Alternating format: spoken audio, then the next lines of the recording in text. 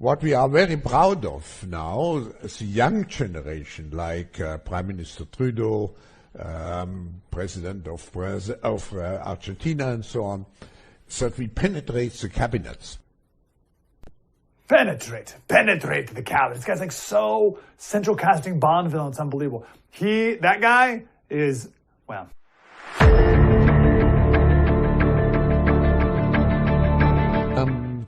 What we are very proud of now, the young generation, like Prime Minister Trudeau, President of Argentina and so on, that we penetrate the cabinets.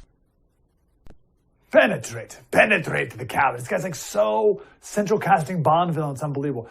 That guy is, well, so he's no longer. He's still with us, but he's no longer the head of the World Economic Forum. Let's not get too excited. He's still there at the World Economic Forum. He's just not the head of it anymore. Anyway, always good to get an update on Klaus Schwab with Seamus Bruner, the author of this book right here, Controligarchs. And I don't know if you can see, once this fancy schmancy graphic goes away, as it slides through here, I don't know if you can see here all the, we got the big guys. We got Soros, we got Zuckerberg, Gates, Bezos, and Klaus. What do we need to know about Klaus? And what's he doing now?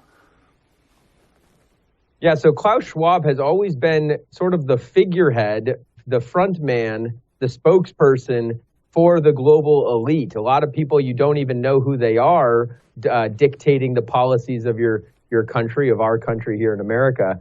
But Klaus Schwab is the front man, and so he comes out of the shadows and announces some crazy new thing, like, let's say, the Great Reset during the pandemic. But he's really just announcing policies that were cooked up in the shadows years beforehand. And so in some ways, with him stepping back, he's going to still be the chairman of the board of trustees, so he's not really going anywhere. But it's really no change. I mean, the World Economic Forum is still going to be drafting these policies, working with organizations like the World Health Organization on pandemic treaties. A lot of the stuff that comes out of the UN and things like the Paris Climate Accords, those are all drafted and conceived at Davos. And so it's not a big change, but what the World Economic Forum says they're going to be doing, that's really what should alarm us.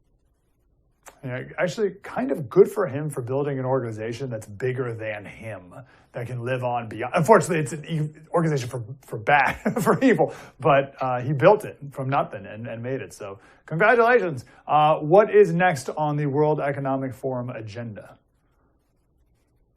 Yeah, and I mean, his family, by the way, will still be heavily involved. He's got 2 kids. He's got a nephew. They're all on the World Economic Forum payroll. They're each as crazy as their father. And so the Schwabs are still in the mix. Olivier and Nicole Schwab are the children, and they're on steering committees and all that. And it's a huge payday for the Schwab family. But what's next for the World Economic Forum? So they are going to continue being the leading global institution for public-private partnerships. And that sounds sort of, benign, and, what's going on with what's a public-private partnership anyway. And whenever you hear that word, you need red flags, sirens going off, because what a public-private partnership is when the corporations partner with the government. And so it's the worst of both worlds for us, the best of both worlds for them. For example, the government has all of the powers that a government has, the monopoly on the coercive use of force, but the corporations have all the benefits